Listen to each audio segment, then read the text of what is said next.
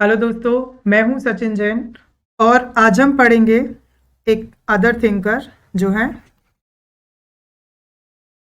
अरबिंदो घोष जी। इनके दार्शनिक और राजनीतिक चिंतन को हम जानेंगे जो हमारे सिलेबस में है। तो सबसे पहले जानते हैं इनके दर्शन को। इनका जो दर्शन है उसको कहा जाता है योग दर्शन, क्योंकि योग के माध्यम से ही इन्होंने हर एक चीज की व्याख्या की है। इनकी जो दृष्टि रही है वह योग पे आधारित रही है। ठीक है। और इनके दर्शन में जो सबसे महत्वपूर्ण चीज है योग दर्शन में, वो क्या है? अद्वैत वाद में विश्वास। अद्वैतवाद किसने दिया था? शंकराचार्य जी ने। उसमें इनका बहुत विश्वास है। अद्वैतवाद में जो ब्रह्म है, ब्रह्म या ईश्वर, और दूसरा जीव, ब्रह्म को हम क्या कह सकते हैं? परमात्मा, और जीव को आत्मा। आत्मा और परमात्मा ये दोनों अलग अलग नहीं है। ठीक है। मतलब अद्वैत, द्वैत मतलब दो, और अद्वैत मतलब दो नहीं है। इसमें इनका विश्वास था। और अद्वैतवाद को इन्होंने थोड़ा सा चेंज करके लिया है, क्योंकि अद्वैतवाद में आचार्य शंकराचार्य क्या कहते हैं कि जो जगत है, इसी दर्शन में अद्वैतवाद में आता है जगत की अवधारणा। तो शंकराचार्य जी क्या कहते हैं कि जगत कैसा है? जगत मिथ्या है। और जबकि अरविंदो जी क्या कहते हैं जगत के विषय में कि जो जगत है वो कैसा है? जो आपका ब्रह्म है, इसी की, ब्रह्म की अभिव्यक्ति, ब्रह्म का ही अंश मान रहे हैं जगत को। जबकि शंकराचार्य जी जगत को क्या कह रहे हैं कि ब्रह्म सत्यम जगत मिथ्या, ब्रह्म सत्य है और जगत क्या है? मिथ्या है। जबकि चूंकि ये क्या कह रहे हैं कि ब्रह्म तो सत्य है और जो जगत है वो क्या है? ब्रह्म की ही अभिव्यक्ति, जगत से संबंधित इनकी अवधारणा। तो इनका जो योग दर्शन है उसमें इन्होंने क्या कहा कि ब्रह्म और आत्मा या जीव ये अलग अलग नहीं है। ठीक है। तो लेकिन हमको क्या दिख रहा है कि आत्मा अलग है फिलहाल और परमात्मा अलग है। तो आत्मा के परमात्मा से मिलन के लिए इन्होंने क्या बताया है? एक माध्यम। और इसी माध्यम को उन्होंने कहा है समग्र योग। ठीक है। तो आत्मा के परमात्मा से मिलन का जो माध्यम बताया है अरविंदो घोष जी ने, वो क्या है? समग्र योग।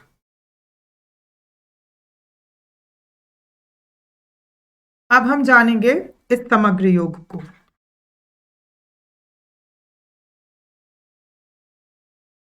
तो समग्र योग में अरविंदो जी क्या कहते हैं? इनके गुरु रहे हैं श्री भास्कर ले ले। इनके माध्यम से इनको ये योग शिक्षा प्राप्त हुई। तो श्री अरविंदो की योग शिक्षा जो है वो इनके माध्यम से प्राप्त हुई, और इसी को इन्होंने कैसा बनाया है? सहज बनाया है। ठीक है। तो जो योग है, देखिए सभी दर्शन क्या कहते हैं कि संसार को त्यागना है और अध्यात्म की ओर जाना है। जबकि समग्र योग क्या कहता है? योग मतलब जोड़ना। किन चीजों को जोड़ा है यहां पर? सांसारिक का प्लस आध्यात्मिकता, इन दोनों को क्या किया है? समग्र योग में जोड़ा गया है कि आप संसार में रहकर ही अध्यात्म के साथ क्या कर सकते हैं? लक्ष्य क्या बताया है? आत्मा का परमात्मा से साक्षात्कार या मिलन। ठीक है। ये इन्होंने योग के माध्यम से बताया। चूंकि देखिए अभी तक जो हमने आपको योग पढ़ाए थे, जैसे हठ योग, राजयोग। राजयोग में क्या होता है, घंटों तक ध्यान में मग्न हो जाते हैं। ठीक है। भक्ति योग में मतलब ईश्वर की भक्ति में इतने लीन की खाने पीने तक का होश नहीं। तो ये जो मैंने 5 योग आपको बताए थे वो विवेकानंद जी के दर्शन में बताए थे।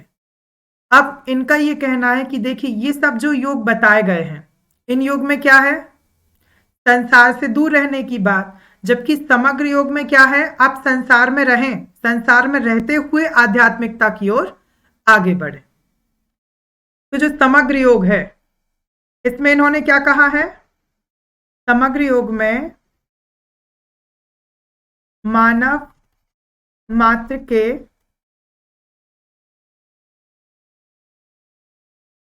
अंदर भगवान की अभिव्यक्ति, प्रत्येक मानव जो है उसके अंदर एक भगवान है, उस भगवान की अभिव्यक्ति करना ही क्या है, समग्र योग का लक्ष्य, आत्मा का परमात्मा से साक्षात्कार और मानव मात्र के अंदर भगवान की अभिव्यक्ति करना। अब इसके लिए इन्होंने क्या बताया है, देखिए 4 अंग बताए हैं जिनके माध्यम से समग्र योग को प्राप्त किया जा सकता है। सबसे पहले तो शुद्धि, आत्मशुद्धि की बात कही है। ठीक है, जो आपकी समग्र योग की साधना है इसमें उन्होंने आत्मशुद्धि की बात कही।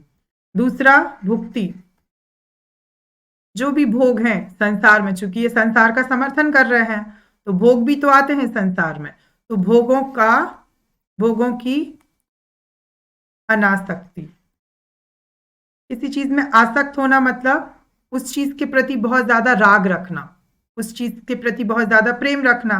तो इन्होंने कहा जो भी भोग हैं उन सबको आप भोग रहे हैं ठीक है, लेकिन उन भोगों के प्रति आसक्ति मत रखिए, मतलब उनमें बहुत ज्यादा आपका इन्वॉल्वमेंट नहीं होना चाहिए। उन भोगों को आप देख रहे हैं, जी रहे हैं, ठीक है, लेकिन यदि वो ना मिले तो आप विचलित ना हो जाएं, चिंतित ना हो जाएं।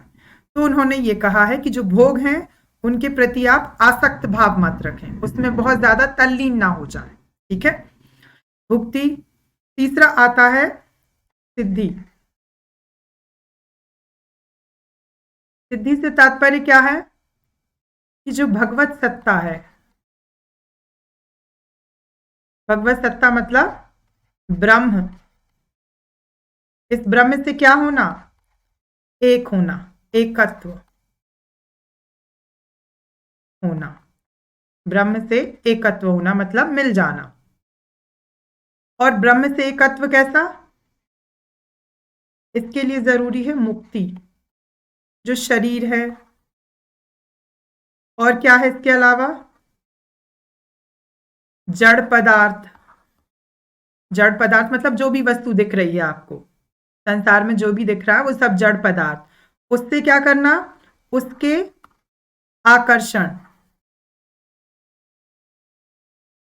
आकर्षण और बंधन से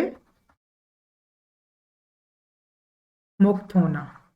संसार में तो आप रह रहे हैं ठीक है, लेकिन इनमें क्या, इनमें बहुत सारी चीजें अट्रैक्टिव हैं, उन सब से मुक्त होने का प्रयास, ये 4 अंग बताए हैं। और इन 4 अंगों के माध्यम से क्या बनता है, एक प्रोसेस बनता है, एक प्रोसेस बनता है जिसमें क्या होता है, एक प्रक्रिया। 2 पोर्शन में डिवाइड करते हैं, सबसे पहले जड़, प्राण, फिर मन, मानस, अतिमानस, आनंद, चित्त शक्ति और सत। ठीक है, इससे क्या होता है, जो मैंने 4 अंग बताए उन चारों अंगों में क्या करना है, उन चारों अंगों को समग्र योग का क्या माना है, साधन माना है। और फिर क्या होता है, आरोहण की प्रक्रिया। आरोहण मतलब ऊपर बढ़ने की प्रक्रिया। किसके ऊपर बढ़ने की प्रक्रिया, आत्मा। जो नीचे के 3 हैं इनमें क्या होता है, आत्मा को पहचानना, ठीक है। फिर ये जो बीच के दो हैं, इनमें क्या है? आत्मा का विकास करना। और जो स्टार्टिंग तीन है, जब मैंने शंकराचार्य जी का आपको दर्शन पढ़ाया था, तो ब्रह्म को क्या कहा है? सच्चिदानंद। सत प्लस चित्त प्लस आनंद। जब अपन उसका क्या करते हैं, संधि विच्छेद करते हैं, तो क्या आता है? सच्चिदानंद। सत प्लस चित्त प्लस आनंद। ईश्वर क्या है? सत्य है, चेतन है, और उस चेतन में क्या है? आनंद है, ना कि जड़ पदार्थ में आनंद है। तो ये ईश्वर के गुण बताए हैं, ब्रह्म के गुण बताए हैं। तो जब आत्मा का विकास होता है, तो चूंकि ये क्या है, ये क्या है? सच्चिदानंद ब्रह्म या परमात्मा के गुण हैं, तो क्या हो जाता है? आत्मा का परमात्मा से मिलन। ठीक है। इन्होंने क्या कहा? आरोहण की प्रक्रिया, मतलब व्यक्ति को क्या करना है? आरोहण या एक प्रकार से विकास करना है, ऊपर की ओर बढ़ना है। ठीक है। तो ऊपर की ओर बढ़ने के लिए सबसे पहले आप आत्मा को जानेंगे, जड़ पदार्थ को जानना। फिर प्राण, इसमें जो प्राण भरे हुए हैं, मन जिसके माध्यम से आप क्या करते हैं? निर्णय लेते हैं, आपकी शक्ति। मानस, मतलब कि इन शक्तियों का प्रयास करके क्या करना? आत्मा का विकास करना। और अतिमानस मतलब आत्मा को सर्वोच्च स्थिति में ले जाने का प्रयास करना, ये अतिमानस है। और जब आत्मा अपनी सर्वोत्कृष्ट स्थिति पर पहुंच जाएगी, तो क्या होगा? जो ईश्वर में गुण है, जो ब्रह्म में गुण है, सच्चिदानंद, सत चित और आनंद, उनकी उत्पत्ति होगी। और जब उनकी उत्पत्ति होगी, तो क्या होगा? जो परमात्मा में गुण थे, वही आत्मा में गुण आ गए, तो आत्मा का परमात्मा से मिलन हो गया। ठीक है। तो ये आरोहण की प्रक्रिया बताई गई। अब एक चीज को समझिए कि इनका जो समग्र योग है, समग्र योग, ये क्या है? वास्तव में यह क्या है? आंतरिक आत्मानुशासन। आपकी अंदर जो आत्मा है, उसका अनुशासन है, और उसी अनुशासन से आप क्या कर रहे हैं? उसका विकास कर रहे। देखिए, यदि हम अनुशासित जीवन ना जिए, तो हम कोई भी जो हमारा लक्ष्य है, उसको हम प्राप्त नहीं कर पाएंगे, क्योंकि अनुशासन क्या है? बुनियाद है। वैसे ही श्री अरविंदो जी कहते हैं कि यदि हमें आत्मा का विकास करना है, तो हमें क्या है? एक अनुशासित प्रक्रिया को ले जाना होगा, और जिसमें उन्होंने ये प्रक्रिया बताई, और उसके अंग जिसकी सहायता से इस प्रक्रिया को प्राप्त किया जा सकता है, वो क्या थे? शुद्धि, भुक्ति, सिद्धि और मुक्ति। इन चार अंगों के माध्यम से समग्र योग की उन्होंने व्याख्या की। और इसी समग्र योग में वो एक चीज कहते हैं कि देखिए, जो मानव है वो कहाँ है? माध्यमिक अवस्था, माध्यमिक अवस्था में है। ठीक है। और उसका लक्ष्य क्या है?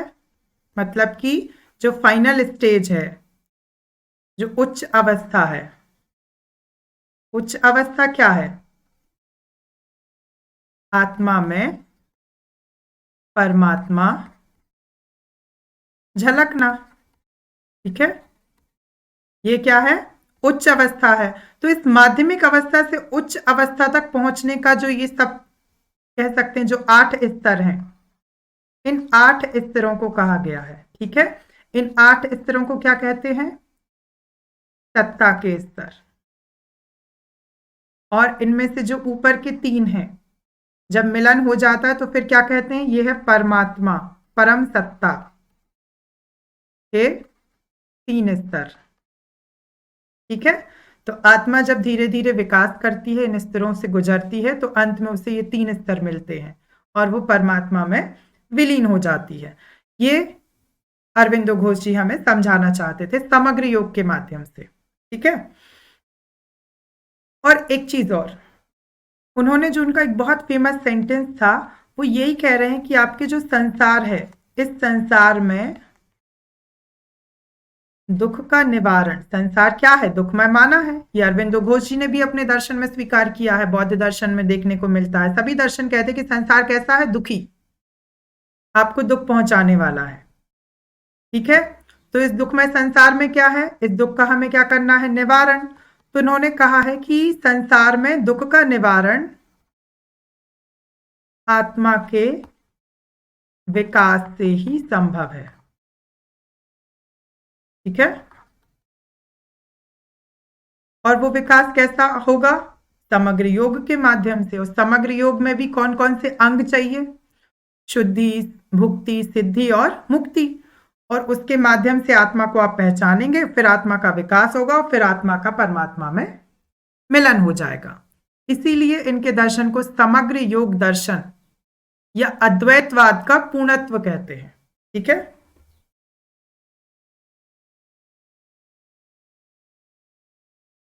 अब हम जानेंगे श्री अरविंदो घोष जी के क्या राजनीतिक चिंतन। देखिए, इनका जो राजनीतिक चिंतन है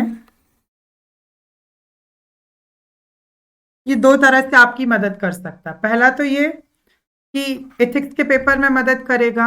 दूसरा, आपका जो सेकंड पेपर का जो फर्स्ट पार्ट है पॉलिटी, उसमें फोर्थ यूनिट में राजनीतिक चिंतक शब्द का इस्तेमाल हुआ है, जिसमें जवाहरलाल नेहरू जी, महात्मा गांधी जी, सरदार वल्लभ भाई पटेल जी, बी आर अम्बेडकर साहब, ये सब ऐड हैं। और उसमें श्री अरविंदो का नाम भी मिलता है। तो ये राजनीतिक चिंतन जो है ना, वो आप सेकंड पेपर के फर्स्ट पार्ट में भी यूज कर सकते हैं। ठीक है, तो इनके राजनीतिक चिंतन में जो सबसे पहला बिंदु आता है, और यहीं से लगभग इनके सारे राजनीतिक चिंतन का क्या होता है, धीरे धीरे एक लिंक बनती जाती है। तो जो पहला था वो क्या था? राष्ट्रवाद। देखिए, राष्ट्रवाद मतलब राष्ट्र के प्रति जो भी जनता है उसको क्या करना? उसको राष्ट्र के प्रति समर्पित करना। राष्ट्र के प्रति जनता में समर्पण पैदा कर एकता बढ़ाना। ये राष्ट्रवाद का क्या होता है? एक प्रकार से अर्थ होता है। ठीक है, कि राष्ट्र के प्रति आपकी जो भी जनता है उसमें समर्पण पैदा करो, कि राष्ट्र के लिए वो कुछ भी करने को तैयार हो, और उसके माध्यम से क्या हो? उनमें एकता पैदा की जाए या एकता को बढ़ावा दिया जाए। ये राष्ट्रवाद होता है। तो श्री अरविंदो जी का राष्ट्रवाद कैसा है? आध्यात्मिक प्रकृति का।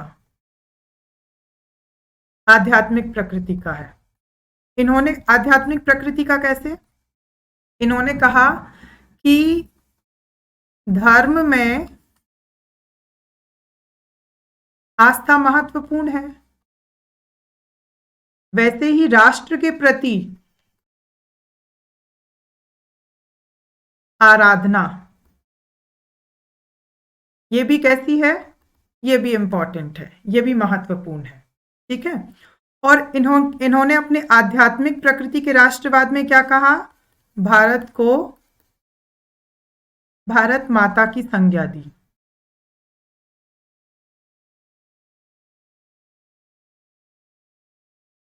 भारत को भारत माता की संज्ञा दी, और ये कहा कि देखिए, आपकी जो भारत माता है वो क्या है? विदेशी जो शक्तियां हैं उनकी बेड़ियों में बंधी हुई हैं, और उन बेड़ियों से मुक्त कराना हम संतानों का क्या है? राष्ट्र की संतानों का लक्ष्य है। तो इसके माध्यम से इन्होंने क्या किया? जनता में अपने देश के प्रति समर्पण भाव को पैदा किया और एकता को बढ़ाने का काम किया। तो जो श्री अरबिंदो हैं, इनका राष्ट्रवाद कैसा है? आध्यात्मिक प्रकृति का। अब इन्होंने क्या कहा कि जो भारत है ये भारत मात्र भौगोलिक सत्ता नहीं है, कि मतलब सिर्फ भूगोल है, नॉर्थ से ईस्ट, हाँ, नॉर्थ ईस्ट साउथ वेस्ट, ये सब जो है ये सिर्फ भूगोल के में मत जाइए। ये मात्र भौगोलिक सत्ता नहीं है, ये मात्र बौद्धिक संकल्पना भी नहीं है कि हम सनातनी हैं। ये कैसी है? इसको उन्होंने अमर मनोवैज्ञानिक मनोवैज्ञानिक सत्ता माना है। सिर्फ भौगोलिक सत्ता नहीं माना कि सिर्फ भूभाग ही हमारा भारत है, नहीं। इस भारत के प्रति, इस भारत के अमरत्व के प्रति हमारे मन में जो एक छवि है, कैसी, भारत को माता मानने की, ठीक है, ये वैसी ही एक क्या है, मनोवैज्ञानिक सत्तापूर्ण इकाई है। इसको उन्होंने राष्ट्रवाद का क्या माना है, आधार माना है। अब यहीं से, राष्ट्रवाद से ही उनके राजनीतिक चिंतन का दूसरा बिंदु निकल के आता है, जिसको हम क्या कहते हैं, स्वराज। उन्होंने यही कहा कि देखिए, दूसरे की गुलामी में आप कभी भी पूर्ण रूप से अपना विकास नहीं कर सकते, ठीक है, और बिना स्वराज के,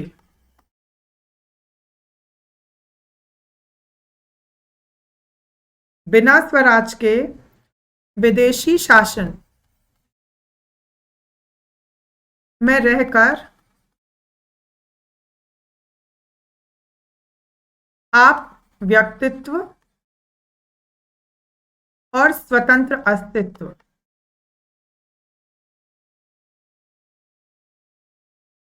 को कायम नहीं रख सकते।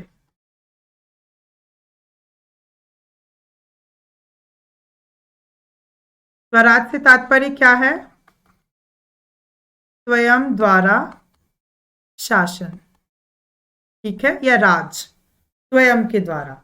उस समय क्या था, लगभग 19वीं सदी के स्टार्टिंग में जब श्री अरविंदो जी थे, उस समय क्या था, ब्रिटिश शासन हमारे देश में चल रहा था। तो उन्होंने यही कहा कि देखिए, कोई दूसरा व्यक्ति यदि हमारे लिए कुछ कर रहा है तो उसमें उसका अपना स्वार्थ निहित है। और अंग्रेजों का स्वार्थ क्या था, ज्यादा से ज्यादा इस सोने की चिड़िया के वो सोने के पंख ले जाना अपने देश, तो उनका इसमें स्वार्थ था।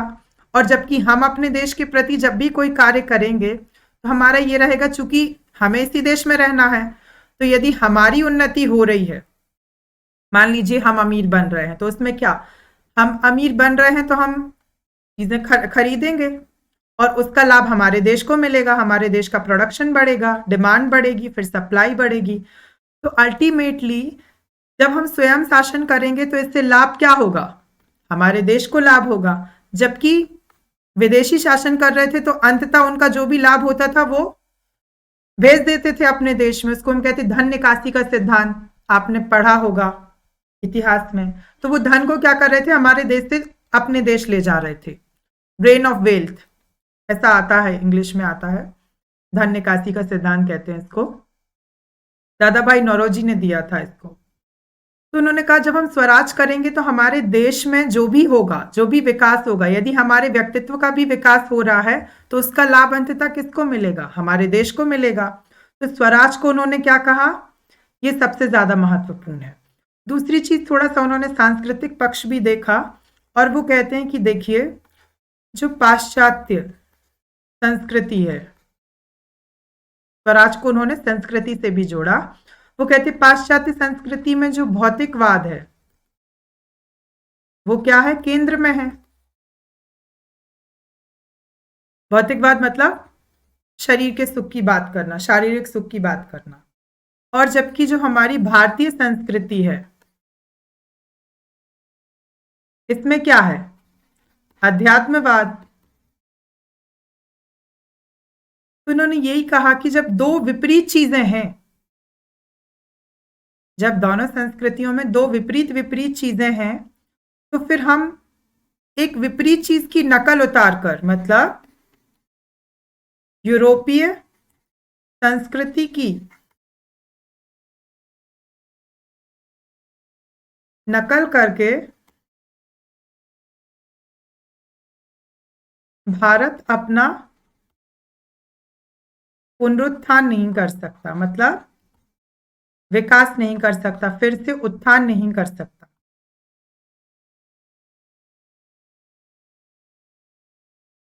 नहीं कर सकता, ठीक है।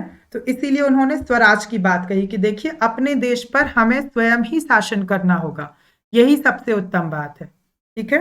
तो ये थे उनके स्वराज संबंधी विचार। अब स्वराज करना मतलब अपने देश पर स्वयं शासन करना, और स्वयं शासन करेंगे तो कौन सी चीज उद्घटित होगी? स्वतंत्रता, स्वाधीनता। श्री अरबिंदो ने 3 प्रकार की स्वाधीनता या स्वतंत्रता बताई। पहला, राष्ट्रीय, हमारा राष्ट्र कैसा हो? स्वतंत्र हो, मतलब हमारे देश में जो भी हो, जो भी फैसले लिए जाएं वो हमारा राष्ट्र स्वयं ले। दूसरी चीज व्यक्तिगत, व्यक्तिगत स्वतंत्रता से तात्पर्य हमें क्या करना है, क्या चुनना है, कौन सा व्यवसाय करना है, ये सब स्वतंत्रता होनी चाहिए व्यक्तिगत स्वतंत्रता में, व्यवसाय चुनने की। और आंतरिक, आंतरिक स्वतंत्रता, आंतरिक स्वतंत्रता के माध्यम से हम क्या कर सकते हैं? योग के माध्यम से आत्मा का विकास, आत्मा का विकास, जीवन जीने के साधनों का विकास, और राष्ट्र विकास से तात्पर्य है मातृभूमि का, मातृभूमि की संप्रभु सत्ता का विकास। ठीक है, ये चीजें आती हैं, ये इनकी स्वतंत्रता संबंधी विचार थे। अब इन्होंने कहा कि देखिए, स्वतंत्रता के मेरे ये विचार हैं, लेकिन ये स्वतंत्रता प्राप्त कैसे होगी? तो उसके लिए जरूरी है कि हम क्या करें? प्रयास करें। और स्वतंत्रता की प्राप्ति के लिए जो उनका प्रयास था, वही उनके राजनीतिक चिंतन का चौथा बिंदु है, जो क्या है? निष्क्रियता का सिद्धांत। मतलब हम आपको हानि नहीं पहुंचा रहे हैं, डायरेक्टली हम आपको हानि नहीं पहुंचा रहे हैं, लेकिन जो विदेशी शासन है, जो ब्रिटिश शासन है, के सहायक कार्यों को करने से इनकार करना, या फिर विदेशी वस्तु, प्रशासन, न्याय, शिक्षा का बहिष्कार। और ये जो निष्क्रियता का जो सिद्धांत है, निष्क्रिय प्रतिरोध का सिद्धांत है, इसी से क्या निकल के आता है? इसी से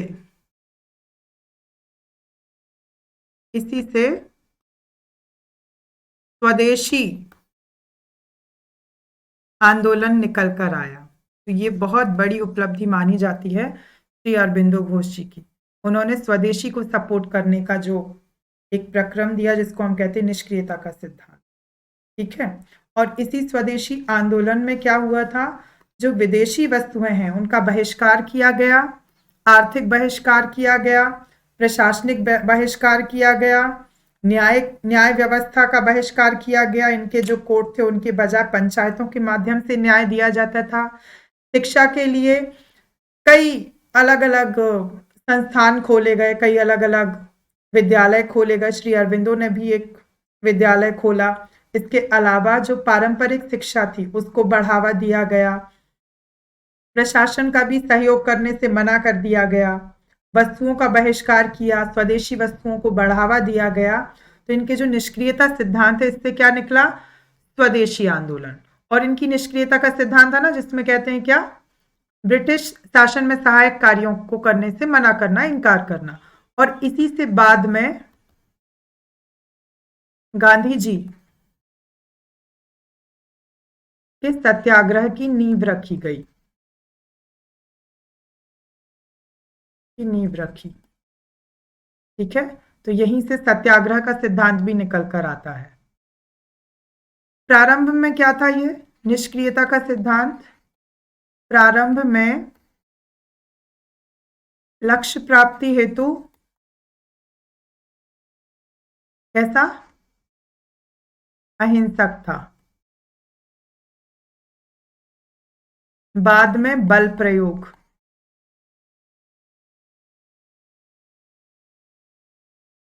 की बात कही गई। ठीक है, प्रारंभ में इसको कहा गया कि हम अहिंसक रखेंगे, लेकिन बाद में जब ऐसा नहीं हुआ तो फिर उन्होंने बल प्रयोग की भी बात कही, मतलब हमें करना चाहिए। उनका ये कहना था कि सिर्फ शांति से कुछ नहीं होगा, पहले तो बात करो, बाद से जब कुछ नहीं हो तो फिर हाथ का प्रयोग करना चाहिए। ठीक है, तो ये उनका निष्क्रियता का सिद्धांत उनके राजनीतिक चिंतन को दर्शाता है। देखिए, ये हो रहा था कि जो उदारवाद था, इसको समझ लीजिए थोड़ा सा। पहले क्या था, उदारवादी जो नेता थे, जैसे कि आपके गोपाल कृष्ण गोखले जी और उनके सहयोगी फिरोज शाह मेहता जी, दादा भाई नौरोजी, ये लोग चाहते थे कि भारत का विकास हो, लेकिन ब्रिटिश शासन के अधिकार में होते हुए, क्योंकि उनके जो पैमाने थे उनके अनुसार ही हमारा विकास होना चाहिए, क्योंकि उनका मानना था कि ये लोग सभ्य लोग हैं। ठीक है, लेकिन बाद में जब लाल बाल पाल और अरबिंदो घोष, इन चारों का ये कहना था कि देखिए, दूसरे के अधीन रहकर हम कभी भी विकसित नहीं हो सकते। विकास का तात्पर्य क्या है? स्वतंत्रता, स्वाधीनता।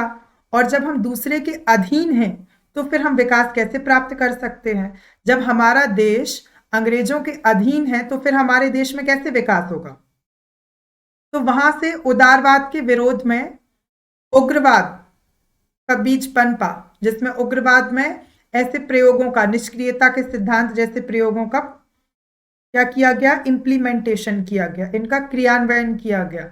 और स्वदेशी आंदोलन में बहुत हद तक उग्रवादी जो नेता थे उनका बहुत सपोर्ट था। फिर बाद में सूरत की फूट हुई और जब अलग अलग हो गए तो ये निष्क्रियता का सिद्धांत कहीं ना कहीं शांत हो गया था, लेकिन ये अपने आप में बहुत इनोवेटिव आइडिया था, ये श्री अरबिंदो ने दिया था।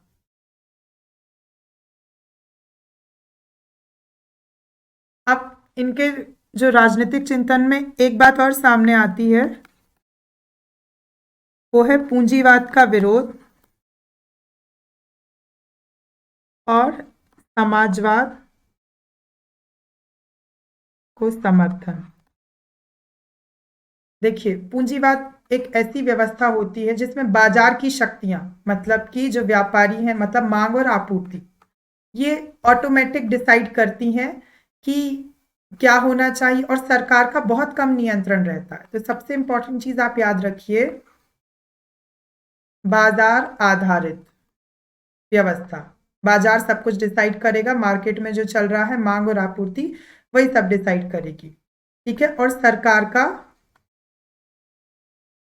न्यून, मतलब बहुत कम नियंत्रण, ये होता है पूंजीवाद। और जो समाजवाद है वो क्या होता है? सरकारी नियंत्रण, हर एक चीज में, संपत्ति पर भी, बाजारों पर भी सरकार क्या करती है? नियंत्रण रखती है। तो इन्होंने कहा कि देखिए, जब हम बाजार आधारित व्यवस्था को अपनाते हैं तो हमारे भारतीय परिप्रेक्ष्य में ये ठीक नहीं है। उनका ये कहना था कि यदि सरकार का नियंत्रण नहीं होगा, मतलब स्वतंत्र सरकार का नियंत्रण नहीं होगा, तो क्या होगा फिर? तो फिर जो अमीर लोग हैं वो और अमीर होते जाएंगे, वो बाजार को अपने हिसाब से चलाएंगे, और उससे क्या होगा? भारत में चूंकि वैसे ही असमानता थी, बहुत ज्यादा गरीबी थी भारत में, जब कई बार अकाल पड़ता था तो एक बार में लाखों लाखों लोग मर जाते थे। जब 1978 नहीं 1878 में लॉर्ड लिटन के समय तो बहुत भयंकर अकाल पड़ा था, उसमें लगभग कहा जाता है कि 43 लाख लोग भूख के कारण मर गए, सोचिए। तो उन्होंने कहा कि जो पूंजीवादी व्यवस्था है वो क्या है? वो कुछ लोगों को तो अमीर बनाती है, कुछ लोगों का तो विकास करती है, लेकिन सबके विकास की बात नहीं करती। और समाजवाद में क्या होता है? चूंकि सरकार नियंत्रण रखेगी, तो सरकार क्या है? लोक कल्याणकारी भावना रखती है कि संसार का कल्याण होना चाहिए, तो वो सभी लोगों को महत्व देती है। तो इसीलिए श्री अरबिंदो ने समाजवाद का समर्थन किया है। उन्होंने कहा कि देखिए, जो आपका समाजवाद है इससे सामाजिक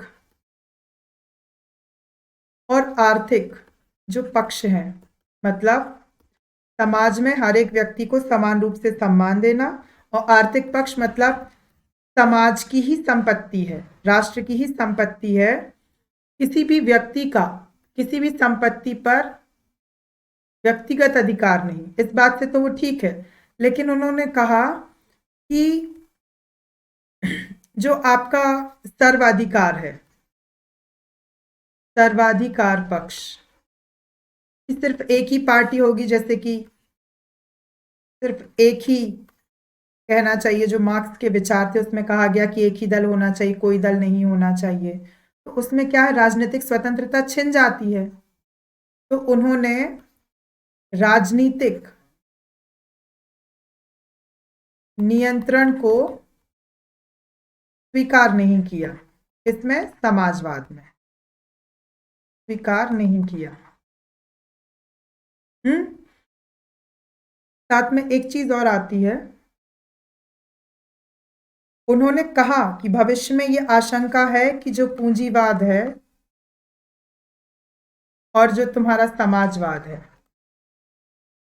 इसमें क्या होगा, संघर्ष होगा। और ये हमें दिखाई भी देता है, जो कोल्ड वॉर चला, जब अमेरिका के नेतृत्व में पूंजीवादी देश और जो रशिया था, जिसको हम कहते हैं सोवियत संघ, पहले था 1991 के पहले, तो सोवियत संघ ने फिर समाजवादी देशों का प्रतिनिधित्व किया और इन दोनों में आपस में एक युद्ध दिखाई देता है, वैचारिक युद्ध, जिसको हम कहते हैं शीत युद्ध।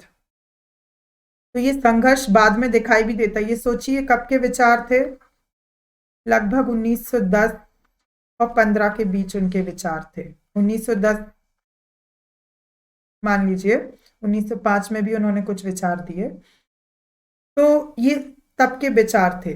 तब सोचिए रशिया रिवॉल्यूशन नहीं हुआ था, 1917 में रशियन रिवॉल्यूशन हुआ और फिर उसके बाद समाजवाद जो है वो उदय में आया। और फिर बाद में लगभग 1950 में जब लगभग सारे देश आजाद हो गए थे, तब पूंजीवाद और समाजवाद में युद्ध होता है। तो सोचिए 50 वर्ष पहले ही उन्होंने भविष्यवाणी कर दी थी कि ऐसा होता है। ये बताता है कि उनका ज्ञान का स्तर कितना उच्च कोटि का था और अंतर्राष्ट्रीय स्तर पर चल रही घटनाओं के प्रति उनको कितनी आशंकाएं या अंदेशा था। ये उनके लिटरेचर में दिखाई देता है, ये उनके राजनीतिक चिंतन में दिखाई देता है। और यही राजनीतिक चिंतन था जिसके आधार पर महात्मा गांधी जी ने अपने सत्याग्रह को चलाया और देश को स्वतंत्रता दिलाने में बाकी लोगों ने मदद की। तो जो समझ थी श्री अरविंदो घोष की राजनीति के संबंध में, इसीलिए उनके राजनीतिक चिंतन को बहुत महत्व दिया जाता है भारत में। उन्होंने एक बात और कही, उनको समाजवाद में एक चिंता थी। ये चिंता क्या थी, ये थी कि देखिए जो आपका समाजवाद है ये साम्राज्यवाद की ओर ना बढ़ जाए, साम्राज्यवाद की ओर ना बढ़ जाए।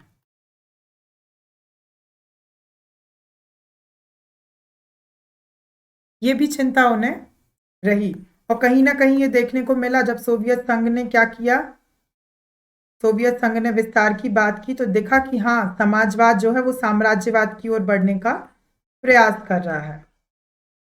ये सारी चीजें उनके राजनीतिक चिंतन में आती हैं। अब एक और अवधारणा है,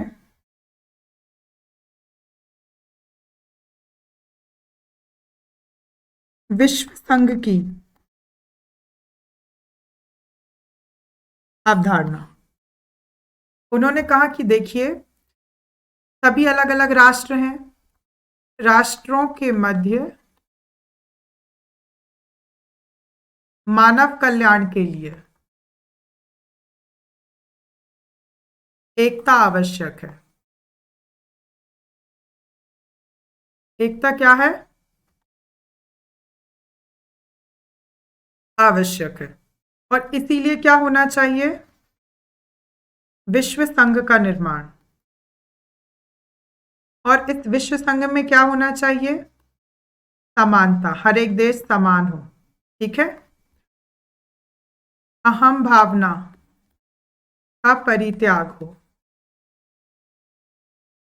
पक्षपात ना हो। जैसे कि अभी क्या करता है, जो हमारी यूनाइटेड नेशंस है उसमें चीन हमेशा पाकिस्तान को सपोर्ट करता है, तो किसी भी प्रकार का पक्षपात ना हो, वैश्विक समस्याओं पर निर्णय लिया जाए वैश्विक मानव कल्याण के लिए, चूंकि पाकिस्तान आतंकवाद को बहुत सपोर्ट करता है, बहुत हद तक सपोर्ट करता है।